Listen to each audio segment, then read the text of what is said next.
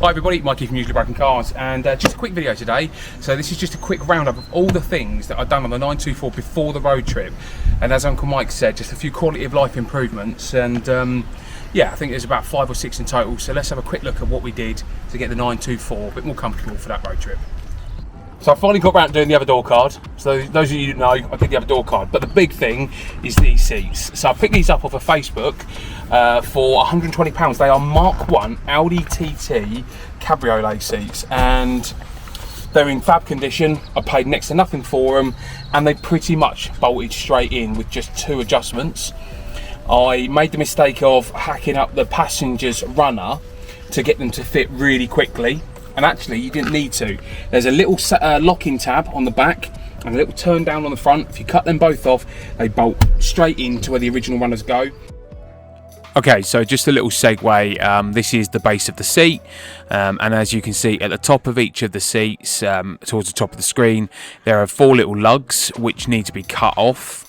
1, 2, 3, 4 across the top, and then at the bottom there are 4 little locating lugs. 1, 2, 3, 4. They all need cutting off as well, but once they're all off, you should be able to literally bolt the seats onto the existing bolt holes and retain all the original functionality of the seat, so we can still slide them back and forth, and they've still got their height adjustment as well. So for 120 quid, that was probably one of the best investments for this road trip. I appreciate that they're not perfectly straight. We have got to just put a few washers just to space them a little bit, but other than that, over the moon. This, one of my favourite mods that we've done, was a Temu special £12 gear knob. The shaft on the 924 4468s, they've all got this really weird sort of square setup, and this is obviously designed to go on a threaded one, so we had to do a bit of bodging and pokery and whatever, but we got it on, it's tight, and it absolutely transforms the way that shifts. There's no more slop anymore. It's a nice tight shifter, really like that, and also it looks the part too. And Uncle Mike put a cable tie on the bottom here, stops the boot from coming up. This is one of my favourite things that I've installed on this car. This is a rear view mirror, which a lot of you might go, oh well, that's just a rear view mirror, but it's a rear view mirror with a forward facing camera. But the best thing about it is Google Play, Google Android Auto, Apple, what's it called, Uncle Mike? CarPlay. Apple CarPlay, and it's all touchscreen. So you've got a perfectly good mirror, and then it's really hard to show it off. But if Uncle Mike comes from the very bottom and looks up, yeah, I think. So you've got your maps, so you've got your Google Maps on here, and obviously we can do our music as well. So you can have your music on there. Anybody that knows how to use your Android Auto, it's all built into your rear view mirror. You've got your messages, you got your weather and what 3 words, and you've got your YouTube music, so we can jump straight in, which is playing through the head unit via FM transmitter, but you can also do USB. So I think, well, so obviously, like I say, it does Android Auto, and if you just tap this one here, this will actually take us back to the main menu of the unit. So from here, we've got you've got your phone link, so this is where you would go to do your CarPlay, etc.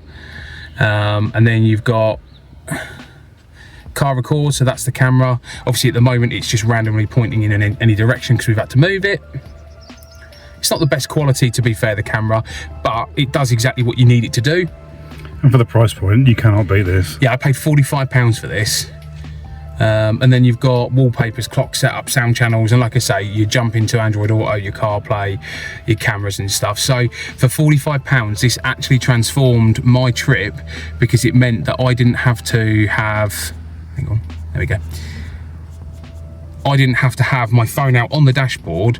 I could have just this. Perfect, worked lovely. And what is worth mentioning is this is hardwired. Yep. So it's up into behind the headliner. Hang on, Uncle Mike actually did all the install for me. I was getting annoyed because I snapped a bolt under the bonnet, so I was dealing with that. Uncle Mike installed all of this for me. So tell him what you did, Uncle Mike.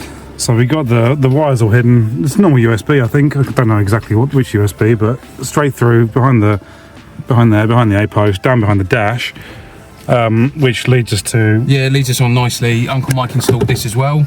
So we got USB charger. Hopefully you can see that, or a USB power output. It gives you your voltage, which is handy. And you found that handy because of your alternator potential issues. Yeah, with the potential issues with the alternator, yeah. You got 2 normal USBs, 2 USB-Cs. And obviously your voltage output, which is great. Yep, and it's hidden nicely in the back of the glove box. You can put your phone in there, or as Mikey's got at the minute, he's got his tyre pressure monitors in there, just so we can keep an eye on things. I mean, I think that was about £2 for that. Yeah. So it was well worth it, and you hard installed that into the fuse box, didn't you? So that's fused live, Yep. switch live. Yeah. It's got a fuse. Yeah, so if I take the key out, Yep, dead. so it just works straight off the ignition, so it saves you from draining your battery. Yep, exactly. And it's another nice little quality of life thing that, Yeah. you know, you take it for granted in modern cars. So, you know, your USB charging, your sat nav, your CarPlay, all But the this fact stuff. is, I've got 2 on the head unit, and I've got 4 in the glove box, which is always nice. Yeah, exactly. I did a rear wipe and delete as well. I noticed that on the trip, to be fair. I was like, oh, it looks really That nice. for you, Why? because you told me how much you don't like it. It looks really good, I think. That was just a perfect size butt plug as well. Obviously, I could do with trimming it off. Yeah. Because that's pretty fucking Look, sharp. as long as the water ain't coming in, it's fine, isn't it? It's definitely not coming. You want a bit of polish on it, like a window polish, just to polish the glass where that box has been. Yes. But Yeah. yeah, I think it looks really clean. Did you miss it? The fact that there was rain? No, Oh, never then. fucking used it in my life. Yeah. I just like the fact that everybody just doesn't work and mine did. Because they normally get water in them through that button and then... At least you know you got a working spare. So, Right, good. Yeah. Yeah, I was still recording the whole thing, so it's fine. it wasn't a quality of life thing, but one of the things that I did was I dyed the carpets in the back of the car. Because it's basically a greenhouse in the back, the bleaching on the carpet was so bad, I bought a product called Rips, and it's a little powdered dye. And you mix it with some boiling water, and then you bring your consistency up. And I literally spent 2 nights dyeing the carpet and just dabbing it on, and I've done, I think, a really good job. So Uncle Mike's going to bring the camera in and I can show you, and I will put some before and after pictures in as well. But the difference between before and after for me is massive.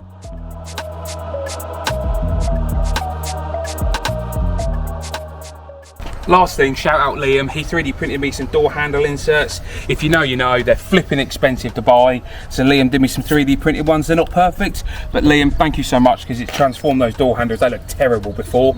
Yeah, all in bits and Broken up and everything. Uncle Mike wanted me to put flat blade wipers on it, so I've done that just to make him happy again. But did they work? Kind of. They weren't made. All of the modifications that we did to get the 924 ready for that 1,000-kilometre road trip. If there's anything you want to know about any of the mods that we've done, or you want me to go into a bit more detail, let me know in the comments below. I'm happy to tell you. And let me know what your favourite mod was in the comments below. So thanks for watching, everybody. Catch you on the next episode. Bye.